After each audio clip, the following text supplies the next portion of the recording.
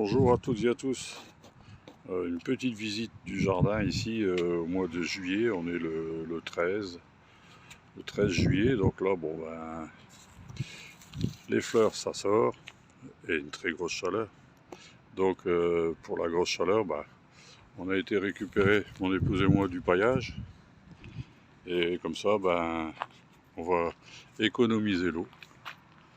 Économiser l'eau surtout, c'est très important.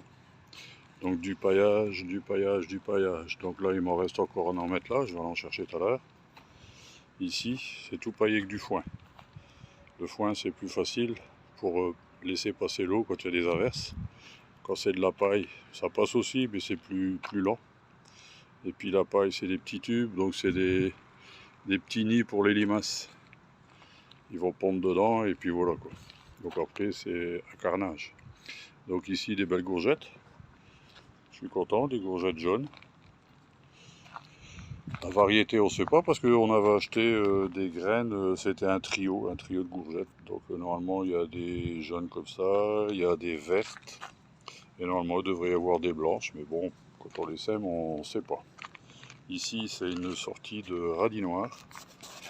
Donc les radis noirs là que je viens de démarier, à côté du céleri, ça fait bon ménage. Ça se protège la lotte contre différents insectes. Et là, on a mis des potirons. Potiron là, potiron musqué ici, potiron musqué ici, avec carottes, haricots verts, bah, tout ça on devrait pouvoir, betterave rouge aussi, on devrait pouvoir avoir petite récolte pour la rentrée des classes.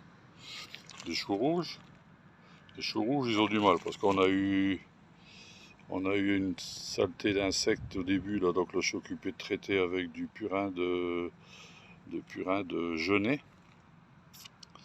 Parce qu'on ne fait pas rentrer d'insecticides ou quoi que ce soit dans le jardin de l'école.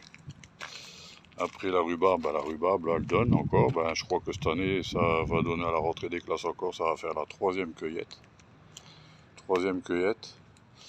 Là, dans le fond, c'est tous les topinambours. Alors, les topinambours, ils sont en train de se lever encore. Normalement, ça monte à 2,50 m, 3 m avec des belles fleurs jaunes. C'est la même famille que les tournesols. Là. Alors, les framboises, c'est la fin. Là, le peu qu'il reste, on le laisse pour les oiseaux. Ici, un très beau tournesol aussi. Tournesol qui est pas seulement avec une fleur, là, c'est génial ça. Ça a un gros soleil en haut avec des petits autour. Ça, il y aura des graines à récupérer pour faire des partages et aussi pour les oiseaux cet hiver. Et mes anges surtout, ils adorent ça. Là, on a planté un hortensia. On en a un deuxième en attente. On ne sait pas où le mettre. Peut-être que ça fera plaisir à un parent. Je sais pas, on verra.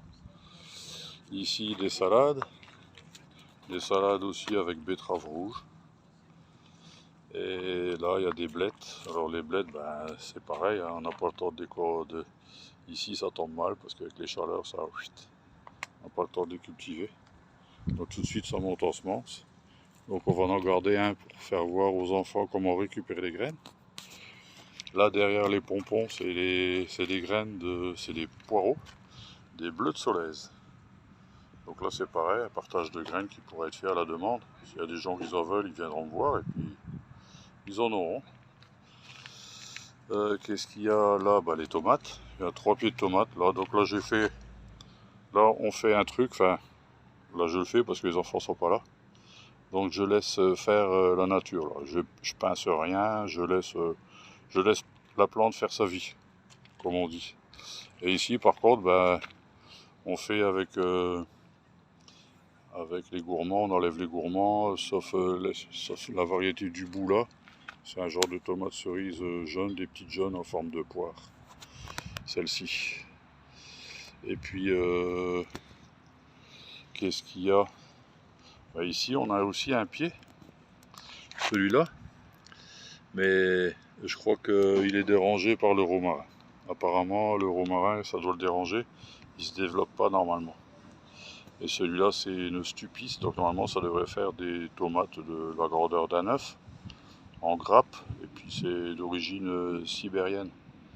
Donc ça devrait déjà avoir, mais là, non, je ne m'attends pas à grand chose de lui. Donc là on a fait le tour, C'est le travail de l'année passée. Les enfants ont fait des semis, ont fait des replantations.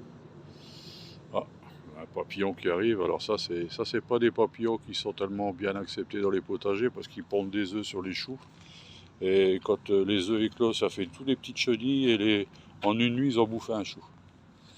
Voilà. Alors ici le pommier, alors cette année, personnellement, je suis content. L'année passée on avait des belles, on a eu un coup de vent, c'était tombé par terre. Là je pense que les coups de vent, ça devrait pas les faire tomber s'il y en a parce que elles se développent bien.